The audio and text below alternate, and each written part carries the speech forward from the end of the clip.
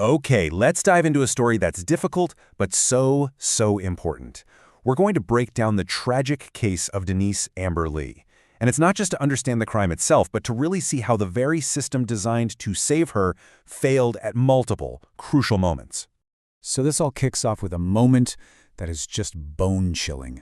On January 17, 2008, a woman named Jane Kowalski is sitting in her car and she hears what she called terrifying screaming.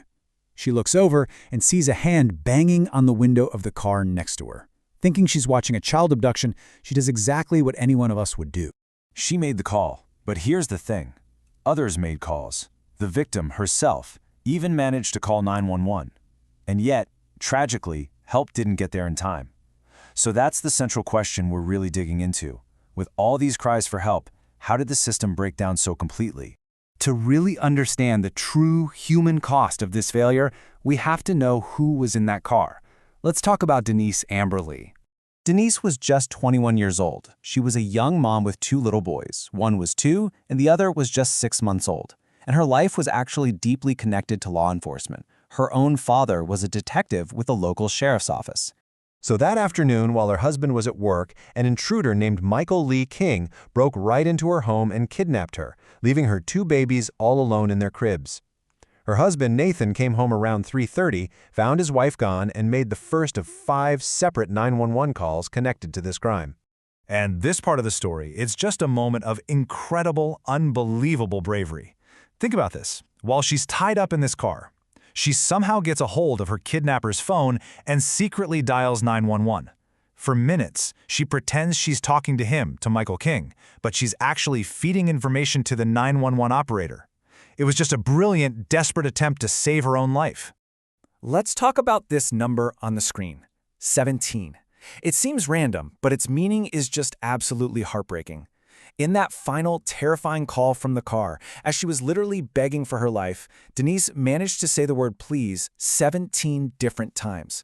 It's a number that just paints such a vivid picture of the terror she was in. But even with all of her bravery, this is where the first major system failure happens. Because the call she made was from a prepaid, a burner phone, the technology they had at the time couldn't pinpoint her location.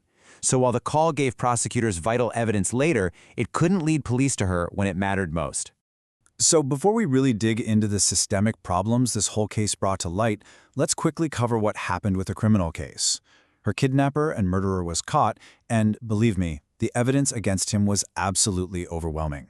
I mean, the prosecution built a completely ironclad case. They had DNA evidence, hair samples from his car and his home, and they had eyewitnesses, including his own cousin, who told police King had borrowed a shovel from him. Add in cell phone records and other physical evidence, and there was just no doubt about his guilt. And the jury saw it just as clearly.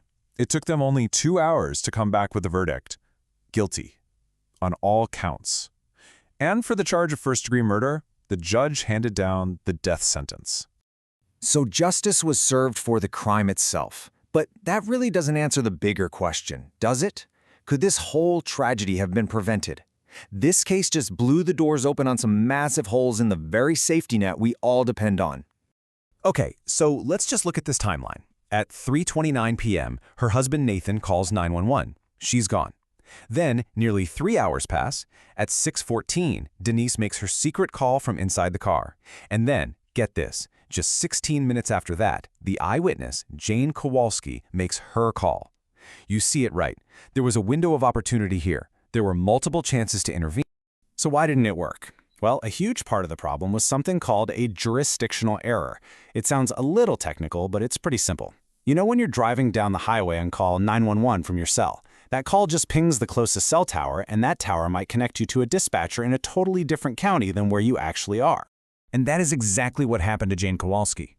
As she was driving, she crossed the county line. So her call about a crime happening in Sarasota County got routed to a dispatcher in Charlotte County. And this is the critical human error. That dispatcher failed to realize where the crime was happening and never forwarded the information to the right police department. The most vital piece of information, a live eyewitness, just got lost in the system. So when you piece it all together, you realize this wasn't just one single error. It was a devastating, perfect storm of failures. You had a technological failure with the phone. You had a logistical failure with the call getting routed to the wrong county. And then you had a human failure when that information wasn't passed on. If any one of those things had gone differently, this could have had a totally different ending. But here's the thing. Sometimes a devastating failure like this can become a catalyst for real change. Out of their unimaginable loss, Denise's family decided to fight, to make absolutely sure no other family would ever have to go through what they did.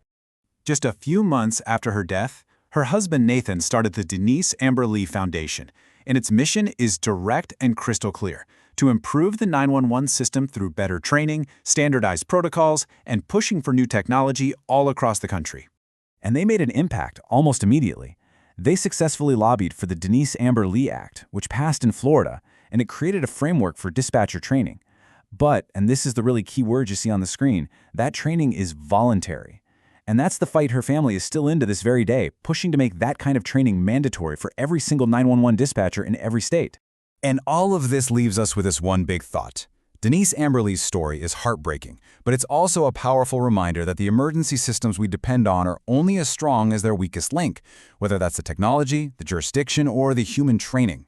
It forces us to ask, how can we make sure that the next time a cry for help goes out, it is always, always heard?